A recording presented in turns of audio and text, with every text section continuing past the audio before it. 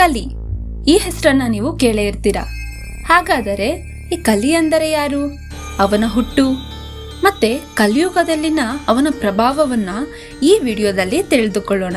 ನಾ ಕಲಿ, ನೀ ಕಲಿ, ನಿನ್ನೊಳಗು ಇರುವೆ ನಾ ಕಲಿ, ನಾ ಕಲಿಸಿದ್ದನ್ನಷ್ಟೇ ನೀ ಕಲಿ. ಭಾಗವತ ಪುರಾಣದ ಪ್ರಕಾರ ಬ್ರಹ್ಮನ ಕೆಳಭಾಗದ ದೇಹದಿಂದ ಭೂಮಿಯ ಮೇಲೆ ಬಿದ್ದ ತ್ಯಾಜ್ಯವೊಂದು ವಿಸ್ತರಿಸಿ ಅಸುರಾಕೃತಿ ಪಡೆದುಕೊಂಡಿತು. ಆ ಅಸುರನೇ ಅಧರ್ಮ. ಈ ಅಧರ್ಮನ ಪತ್ನಿಯೇ ಮಿಥ್ಯ.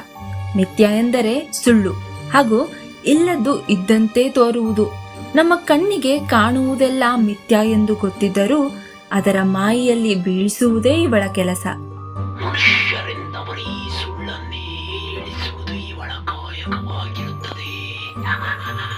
ಈ ಅಧರ್ಮ ಮತ್ತು ಮಿಥ್ಯೆಯ ಮಕ್ಕಳೇ ದಮ್ಮ ಮತ್ತು ಮಾಯ. ದಮ್ಮವೆಂದರೆ ಮೋಸ. ಇವನ ಕೆಲಸವೇನೆಂದರೆ ಮಾನವರನ್ನು ವಂಚನೆಯ ಬುದ್ಧಿಯಲ್ಲಿ ಹೊಕ್ಕು ಅವರನ್ನು ಯಾಮಾರಿಸುವುದು. ಇನ್ನು ಮಾಯ ಮನುಷ್ಯರನ್ನು ಮಾಯೆಯಲ್ಲಿ ನೂಕಿ ಅವರ ಮನಸ್ಸನ್ನು ನಿಯಂತ್ರಣವಿಲ್ಲದೆ ತಪ್ಪು ದಾರಿಗೆ ಎಳೆಯುವುದು.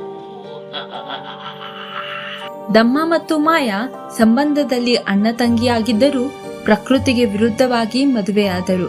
ಹಾಗೆ ಇವರಿಗೆ ಜನಿಸಿದ ಮಕ್ಕಳೇ ಲೋಭ ಮತ್ತು ನಿಕೃತಿ. ಲೋಭವೆಂದರೆ ಕಾಮವೆಂಬರ್ಥ. ನಿಕೃತಿ ಎಂದರೆ ಇತರರಿಗೆ ಸಹಾಯ ಮಾಡದೇ ಇರುವುದು. ಲೋಭ ಮತ್ತು ನಿಕೃತಿ ಕೂಡ ಪ್ರಕೃತಿಗೆ ವಿರುದ್ಧವಾಗಿ ಮದುವೆಯಾದರು. ಹಾಗೆ ಇವರಿಗೆ ಜನಿಸಿದ ಮಕ್ಕಳೇ ಕ್ರೋಧ ಮತ್ತು ಹಿಂಸಾ. ಕ್ರೋಧದ ಕಾರ್ಯವೇನೆಂದರೆ ಮನುಷ್ಯರಲ್ಲಿ ಕೋಪವನ್ನು ತುಂಬುವುದು. ಹಿಂಸೆಯು ತನ್ನ ಪ್ರವೃತ್ತಿಯನ್ನು ಮನುಷ್ಯರಲ್ಲಿ ಬೆಳೆಸುತ್ತಾ ಹೋಗುತ್ತಾಳೆ. ಇವರಿಬ್ಬರ ಸಂತಾನವೇ ಕಲಿ. ಈತನು ತನ್ನ ಪೂರ್ವಜರ ಎಲ್ಲಾ ಗುಣಗಳನ್ನು ಹೊಂದಿರುತ್ತಾನೆ. ಈ ಕಲಿಯು ಮನುಷ್ಯರಲ್ಲಿ ಹೊಕ್ಕಿ ತನ್ನ ಕೆಟ್ಟತನದ ಪ್ರಭಾವವನ್ನು ಬೀರಲು ಶುರು ಮಾಡುತ್ತಾನೆ. ಕಲಿಯು ಮನುಷ್ಯರನ್ನು ಸೇರಲು 6 ಬಾಗಿಲುಗಳಿವೆ. ಅದೇ ಷಡ್ವರ್ಗಗಳು: ಕಾಮ, ಕ್ರೋಧ, ಲೋಭ, ಮೋಹ, ಮದ, ಮತ್ಸರ. ಇದನ್ನೆಲ್ಲ ನಾನು ನಿಮ್ಮಲ್ಲಿ ತುಂಬುತ್ತೇನೆ. ಮನುಷ್ಯರು ಎಷ್ಟೇ ಒಳ್ಳೆಯವರಾದರೂ ಈ 6 ಬಾಗಿಲಲ್ಲಿ ಯಾವುದಾದರೂ ಒಂದು ಅವರಲ್ಲಿ ಹೆಚ್ಚಾದರೂ ಕಲಿಯು ಅದರ ಮೂಲಕ ಮನುಷ್ಯರನ್ನು ಪ್ರವೇಶಿಸುತ್ತಾನೆ ಹಾಗೂ ತನ್ನ ಪ್ರಭಾವವನ್ನು ಬೀರಲು ಶುರು ಮಾಡುತ್ತಾನೆ.